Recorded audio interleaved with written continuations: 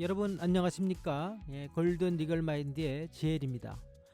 지난 시간에는 청구 취지 작성법 일부분에 대해서 했었습니다.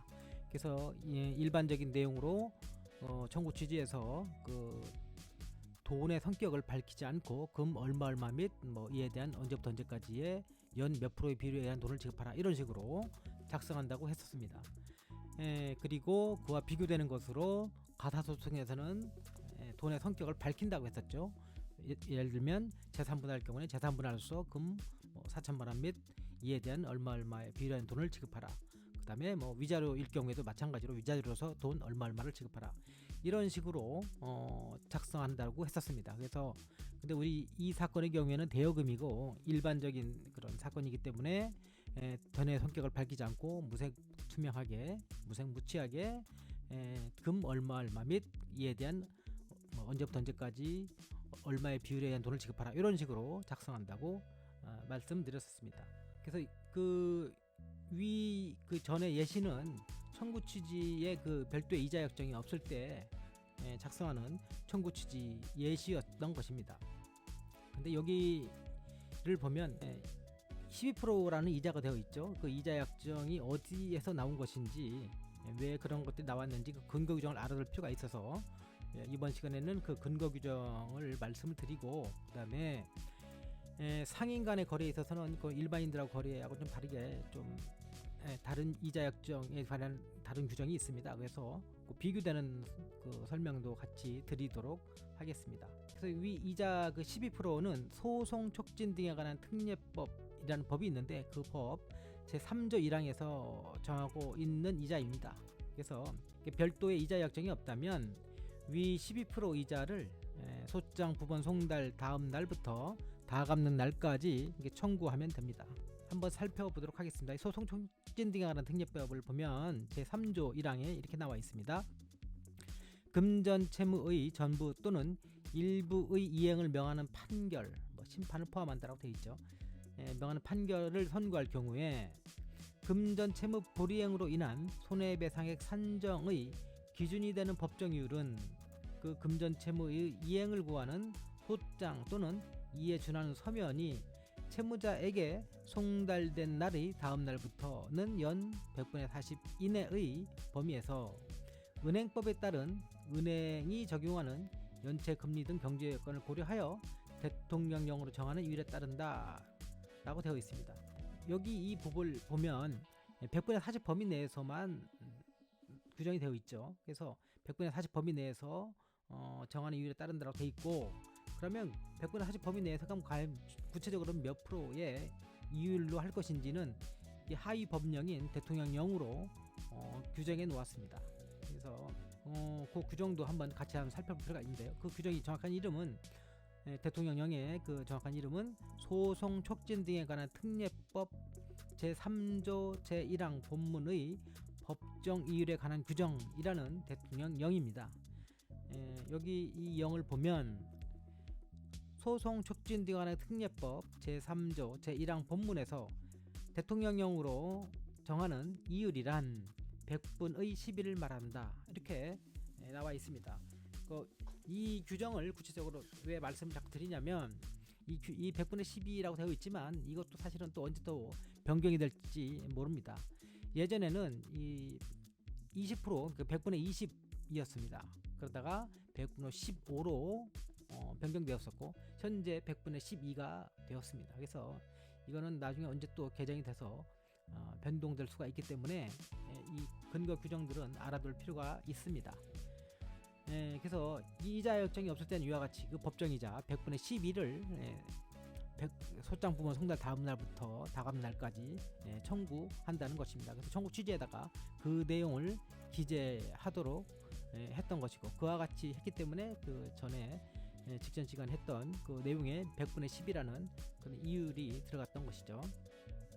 근데 이게 만일 이게 별도의 이자 약정을 만약 했다면 어떻게 될까요? 지금 같은 경우에는 별도의 이자 약정을 하지 않아서 100분의 12를 적용한 그런 청구 취지를 말씀드렸는데요. 근데 연 10%의 이자 약정을 했다면 청구 취지를 다음과 같이 기재를 합니다. 피고는 원고에게 금 4천만원 및 이에 대한 2018년 1월 1일부터 이 사건 소장 부분 송달일까지는 연 10%, 그 다음 날부터 다 갚는 날까지는 연 12%의 각비율에 의한 금원을 지급하라, 이렇게 한다는 것이죠. 이 경우에 그 이자율이 두 가지 종류인 것이 그 전술한 예시 청구치와 다른 점입니다. 이자율이 여기 보면 10%, 12%가 눈에 바로 보이죠. 그래서 이자율이 복수로 기재되어 있기 때문에 두 이자율을 모두 기재하되 연 10%, 그다음에 연 12% 각비율에 의한 금원을 지급하라 라는 식으로 하는 것처럼 각이라는 기재를 반드시 추가하도록 합니다. 보면 그 전에 했던 청구 취지에는 각 비율이라는 말이 없죠. 그냥 다 갚는 날까지 연 12%의 비율에 의한 금원을 지급하라, 이렇게 되어 있는데 지금 이 상황을 보면 각 비율에 의한 금원을 지급하라, 이렇게 청구 취지를 작성한 것을 보이죠.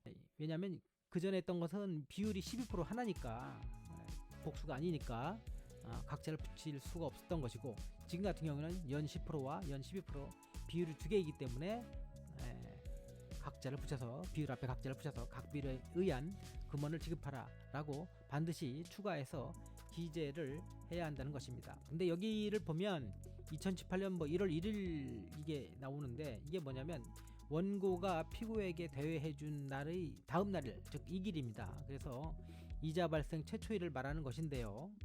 물론 이자는 그 차주, 돈 그 빌리는 사람이 목적물의 인도를 받은 때부터 계산하기 때문에 2017년 12월 31일부터 청구해도 되는데, 통상적으로 다툼을 피하고자 이와 같이 그 다음 날부터 청구하는 경우가 많습니다.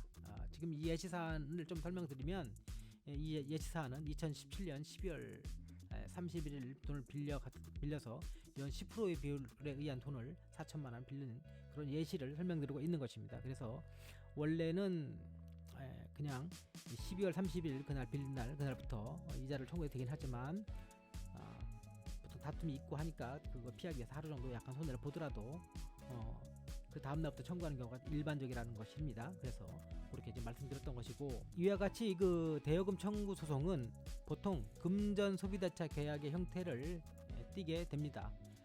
그런데 금전 소비자차 계약에서는 이자 약정을 별도로 하지 않더라도 그 약정 자체가 성립합니다. 그래서 금전 소비자차 계약에서는 이와 같이 반드시 이자의 약정을 따로 할 필요는 없기 때문에, 만일 원고가 이자 약정을 해서 그 이자까지 청구하고자 한다면 이자 약정된 사실을 따로 반드시 증명을 해야 합니다.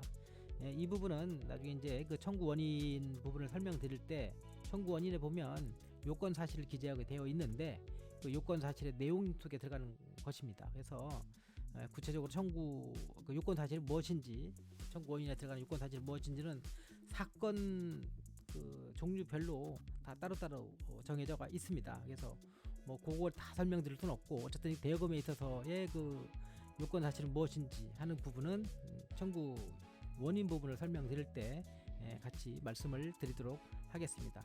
근데 어쨌든 그때 이자 약정한 사실이 있다면 그 이자 약정한 사실까지 청구 원인에다가 써서 입증을 해야 된다는 그런 말씀이고, 이자 약정 안 했다면 그건 쓸 필요가 없겠죠.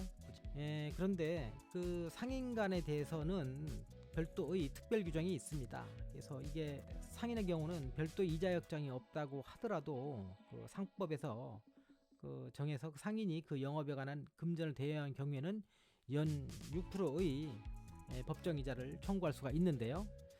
이 부분의 내용은 조금 설명이 길어질 것 같아서 이 부분은 다음 시간에 말씀을 드리도록 하고요.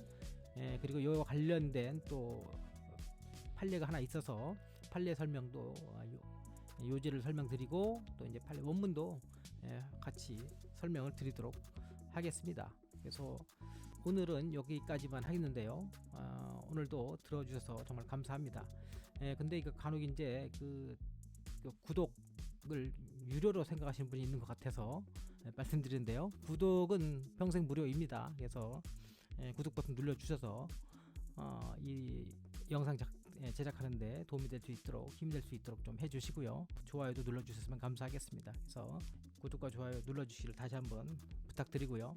다음 시간에는 그 상인 간의 거래에 있어서 그 청구 취지 작성하는 거, 이제 법정이자 발생하는 것들, 그다음에 관련된 그 판례에 있는 거를 설명드리고, 시간이 조금 더 된다면 그 청구 원인에 대해서 말씀드릴 수 있을 것 같고요. 이렇게 하도록 하겠습니다. 네, 오늘도 긴 시간 들어주셔서 감사합니다. 수고 많으셨습니다. 안녕히 계십시오.